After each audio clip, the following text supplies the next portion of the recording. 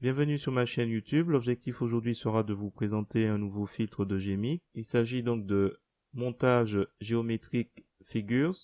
Donc là, je suis sur le blog. Je vous mets le lien dans la description du blog de Samji Création où il vous montre un peu les différents résultats qu'il est possible de réaliser avec ce filtre. Donc forme d'œuf, forme rideau, forme polygone, basique, donc le carré, fleur et kiss. Donc voilà, vous avez le blog, le lien dans la description si vous souhaitez avoir le détail des paramètres. Donc voilà, si vous trouvez le résultat, c'est polygone avec 8 côtés réussi.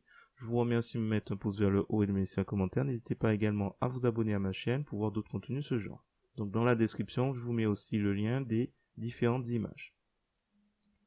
Et sur ce, je vous souhaite un bon visionnage. Alors c'est parti, nous voici dans l'éditeur d'images GIMP. Donc là, nous n'avons aucun projet qui est ouvert. Donc nous allons aller tout de suite dans Fichier, Ouvrir en tant que calque. Et comme dans les précédentes vidéos, je vous montre tout de suite, dans le clavier, vous allez appuyer sur CTRL et A une fois que vous avez les touches CTRL et A. Donc là, j'ai sélectionné une image, peu importe l'endroit. J'appuie sur la touche CTRL, j'appuie sur la touche A et toutes mes images de ce répertoire, donc montage, est sélectionné. J'ai plus qu'à cliquer sur le bouton ouvrir et il va charger tranquillement toutes mes images. Donc si j'en ai beaucoup, donc ça va prendre un certain temps.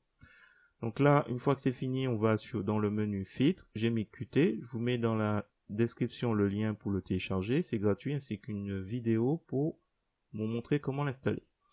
Alors, vous avez le choix, soit vous recherchez dans la rubrique Testing, Samji, thématique Arrays and Ties, montage géométrique figures, ou vous saisissez montage dans la barre de recherche tout en haut et vous retrouvez montage géométrique figures. Alors, une fois qu'on arrive, nous avons un lien documentation. Vous pouvez cliquer dessus si vous souhaitez voir le blog. Là-dedans, il va vous montrer toutes les possibilités, donc il vous détaille tous les paramètres. Ce qui est bien, c'est que c'est à la fois en anglais et en français. Donc toutes les rubriques, toutes les possibilités de ce filtre vous l'avez en aperçu, et en plus vous avez les paramètres qui sont détaillés. Donc c'est dans le blog, je vous mets le lien dans la description si vous souhaitez y aller. Ou sinon, quand vous êtes dans le filtre, vous cliquez sur documentation. Première chose, quand vous êtes dans ce filtre, vous allez dans la partie entrée-sortie, vous faites All, tous les calques. Comme ça, en fait, il va prendre en compte tous les calques actifs de votre projet. Donc là, nous avons les paramètres par défaut, le montage type et polygone. Et là, il vous explique que c'est les paramètres 17 et 18 qui ont une incidence. Donc là, 18, c'est le nombre de côtés de polygone. Là, on est à 6. Mais on peut très bien lui dire 8. Donc là, on va passer grâce à ce paramètre de 6. Donc ça prend un peu de temps, ça prend beaucoup de temps. Voilà, à 8. C'est un exemple. Là, on va diminuer un petit peu.